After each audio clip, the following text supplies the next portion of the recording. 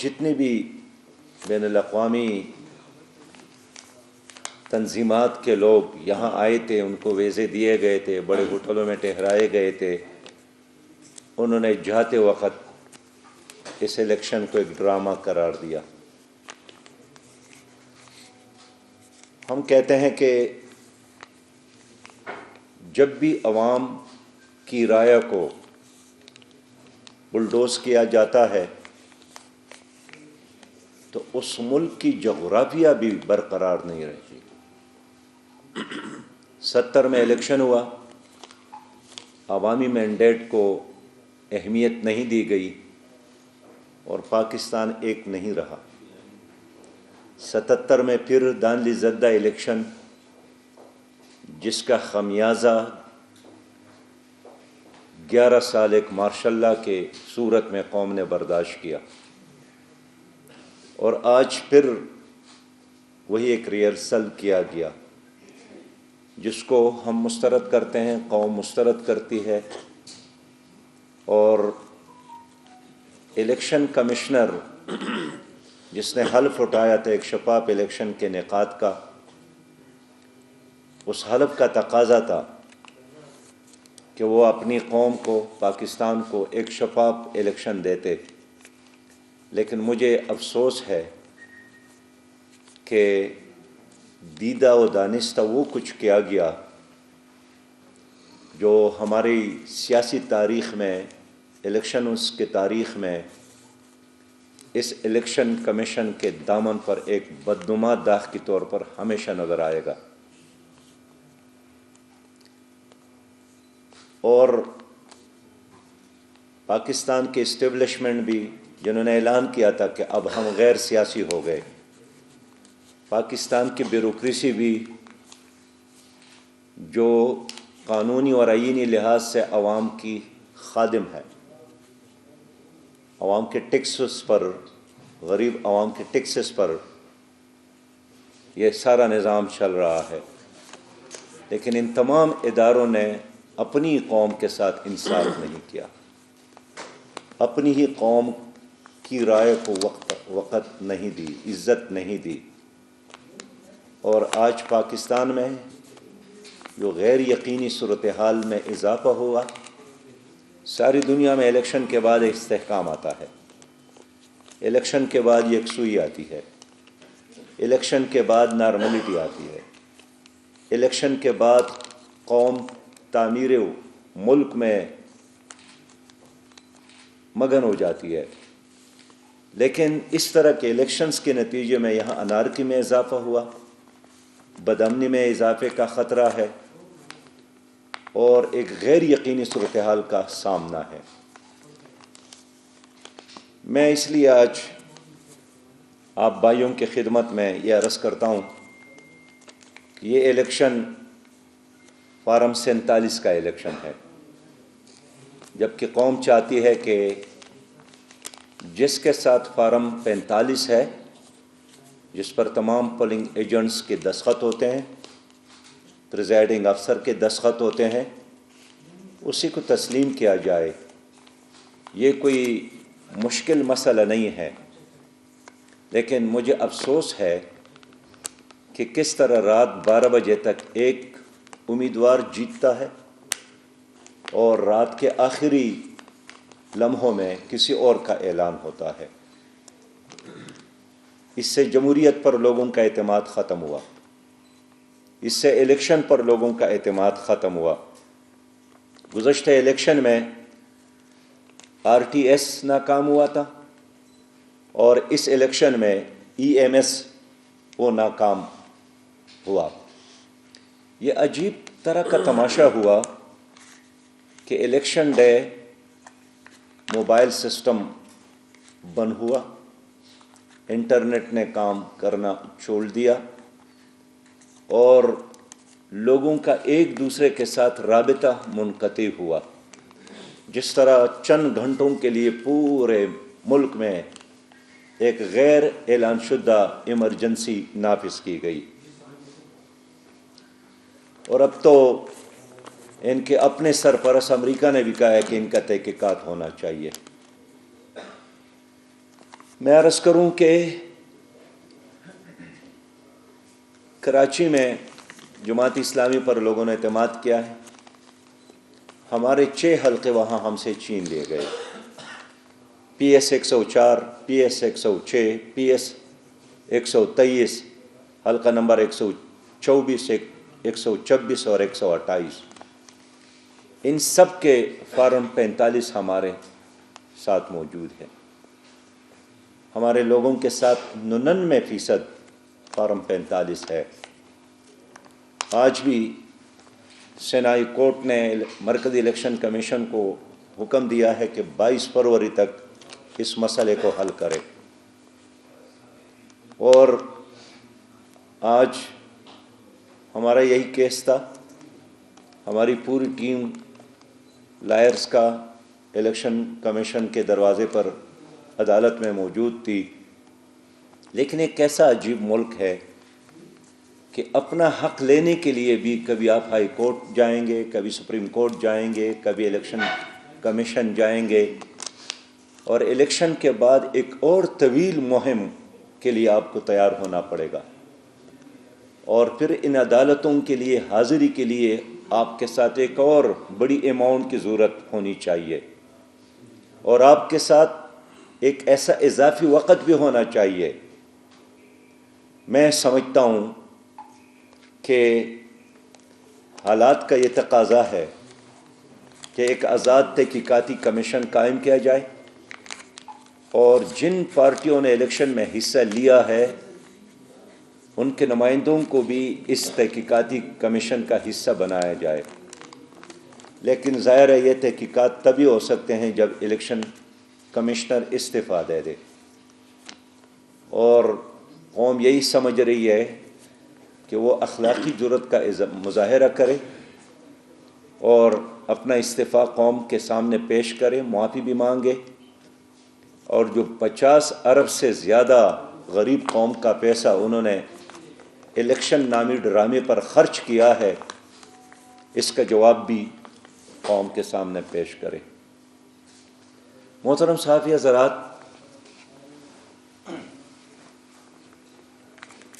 اس ملک میں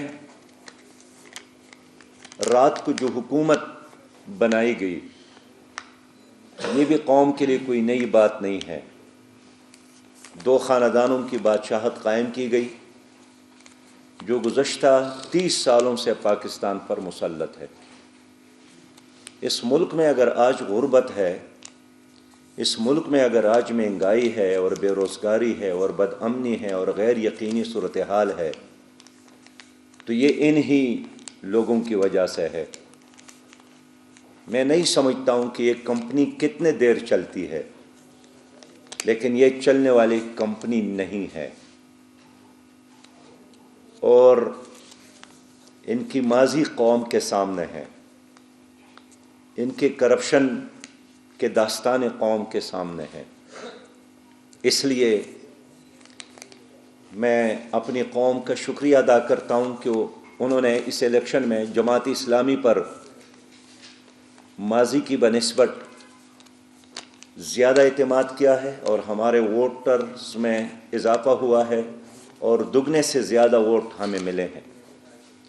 اگرچہ ہمارا کوئی آدمی قومی اسمبلی میں نہیں آ سکا, اور تماشا یہ ہے کہ جن حلقوں میں ہم ہار گئے تو وہاں بھی ہمارے ووٹ اتنے کم ظاہر کیے گئے فارم 47 میں کہ فارم 45 میں وہ زیادہ ہے اور فارم 45 میں کم ہے. پھر شور مچانے سے وہ اس میں اضافہ کیا جاتا ہے. تو اگر الیکشن اسی طرح مذاق کا نام ہے تو قوم کے لیے یہ کسی بھی صورت میں قابل برداشت نہیں ہے. جماعت اسلامی نے عزم کیا ہے کہ ہم سول سپریمیسی کے لیے اس ملک میں اپنی جدوجہد, اپنی تحریک کو جاری رکھیں گے, اور نواز شریف صاحب نے ووٹ کو عزت دو کا نعرہ لگایا تھا, اور بعد میں انہوں نے وہ نعرہ چھوڑا، لیکن جماعت اسلامی ووٹ کو عزت دو، عوام کو عزت دو، پاکستان کو عزت دو، سول سپریمیسی کے اس قیام کے لیے عزم کے ساتھ اپنی اس جدوجہد کو جاری رکھے گی۔ ہم نے پہلے ہی کہا تھا کہ ان لوگوں کے جو سیاست ہے وہ ذات اور خاندان کے لیے ہے۔ جماعت اسلامی کی سیاست کسی فرد اور خاندان کے لیے نہیں ہے، پاکستان کے لیے ہے، 25 کروڑ عوام کے لیے ہے۔ اور یہ 25 کروڑ عوام اس وقت تک خوشحالی کے منزل تک پہنچ جائیں گے جب یہاں پر عدل اور انصاف کی حکمرانی ہو، یہاں پر حقیقی معنوں میں عوام کی حکمرانی ہو۔ جماعت اسلامی حقیقی طور پر اس سول سپریمیسی کے لیے اپنی اس جدوجہد کو جاری رکھنے کا عزم رکھتی ہے۔ میں ایک بار پھر اس بات کا عزم کرتا ہوں کہ ہم کسی بھی صورت میں اپنے حق سے دستبردار ہونے والے نہیں ہیں، اور ہر صورت میں جہاں عوام نے ہمیں سپورٹ کیا ہے، ووٹ دیا ہے اور اس پر ڈاکہ ڈالا ہے، تو ہم ڈاکہ ڈالنے والوں کا ہاتھ توڑیں گے، ہمارے ہاتھ اور ان کے گریبان ہوں گے، اور ہر صورت میں انشاءاللہ تعالی ہم عوام کو وہی نمائندگان دیں گے جن کو انہوں نے ووٹ دیا ہے۔ میں ایک بار پھر آپ سب کا شکریہ ادا کرتا ہوں۔ بتائیے کہ آپ نے کہا کہ ووٹ ہمیں دگنے ملے آپ کی جماعت کو، جبکہ آپ کے پی ٹی آئی کے ساتھ بھی رابطے ہوئے ہیں، گزشتہ ہفتے ملاقاتیں بھی اسی گھر میں ہوئی ہیں۔ پی ٹی آئی یہ دعویٰ کرتی ہے ان کی جیتی ہوئی نشستیں چھینی گئی ہیں اور وہ پروٹیسٹ کرنے کے لیے عوام میں جا رہے ہیں۔ آپ پی ٹی آئی کے اس دعوے کو کیسے دیکھتے ہیں، اور کیا آگے ان کے ساتھ اتحاد ہوگا کہ اجتماعی سطح پر کوئی ملک گیر احتجاج ریکارڈ کروایا جائے؟ ہماری جدوجہد جاری ہے، ہماری تحریک جاری ہے، عدالتوں میں بھی اور چوک اور چوراہوں میں بھی۔ باقی ہمارا موقف یہی ہے کہ اگر عوام نے کسی بھی پارٹی پر اعتماد کیا ہو، ان کو ان کا حق دیا جائے۔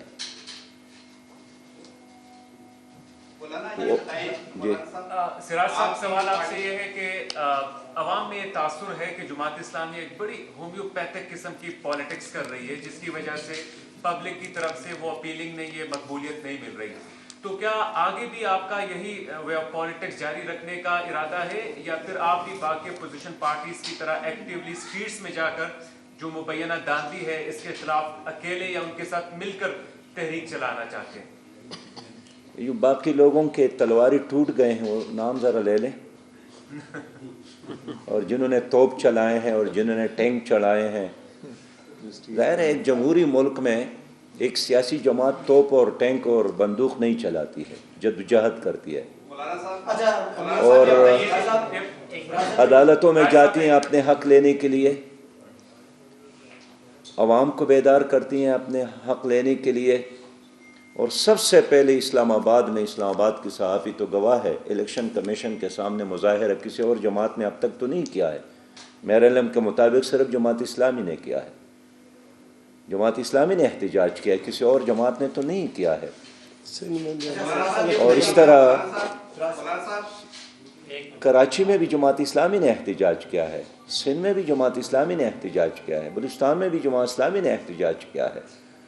تو ٹینک اور توپ چلانا یہ فوج کا کام ہے، اور ایک موقف کا اظہار کرنا، عوام کو موبلائز کرنا اور عدالتوں میں جا کر اپنے حق کے لیے لڑنا، یہ سیاسی جماعتوں کا کام ہے۔ آپ پہلے مولانا ڈھونڈے، اس کے بعد پھر آپ کو یہ بتائیے گا کہ آپ نے ابھی RTS کا بھی ذکر کیا 2018، تو آپ 2018 کے انتخابات اور 2024 کے انتخابات میں کیا فرق دیکھتے ہیں؟ اور یہ بتائیے گا کہ آپ جو اپنے مینڈیٹ کی بات کر رہے ہیں، 2018 میں جس مینڈیٹ کے ساتھ بیٹھے ہیں وہ بھی قوم جانتی ہے، کیا کہیں گے؟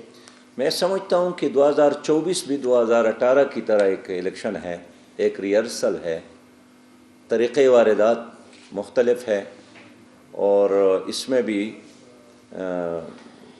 بینیفیشری اور مظلوم فریق میں فرق آیا ہے۔ باقی سیم کھیل ہے.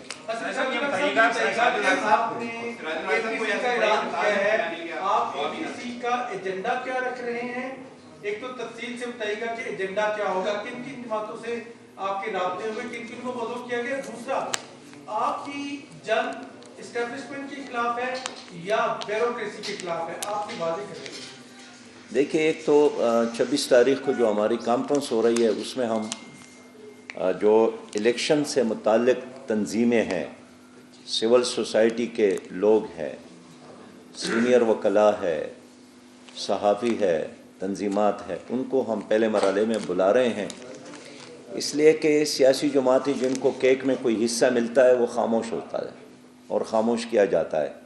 لہذا ہم معاشرے کے ان لوگوں کو اکٹھا کرنا چاہتے ہیں جن کو کوئی خاموش نہیں کرتا ہے اور وہ ہمارے ساتھ آخری وقت تک چلنے کے لیے راضی ہے.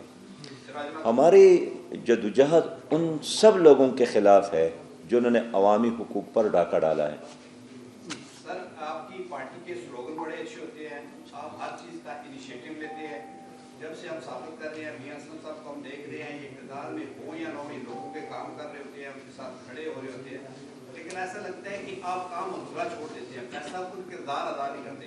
کبھی آپ ایک طرف جا رہے ہوتے ہیں, اچانک آپ کسی دوسری طرف دیکھنا شروع کر دیتے ہیں, تو جس کی وجہ سے میرا خیال ہے کہ آپ کی پارٹی کو نقصان ہوتا ہے. کیا یہ رویہ آپ کا ٹھیک ہے, اسی طرح رہے گا, اس پہ آپ اسٹینڈ کرتے ہیں, یا اس کو چینج کرنے کا بھی کوئی آپ کا خیال ہے, یا اس طرح مجھے ڈانٹ؟ دیکھیں, آپ کہتے ہیں کہ آپ عوام کی خدمت کرتے ہیں. میاں اسلم صاحب یہاں 24 گھنٹے عوام کی خدمت کرتے ہیں, اس پر ہمیں فخر ہے.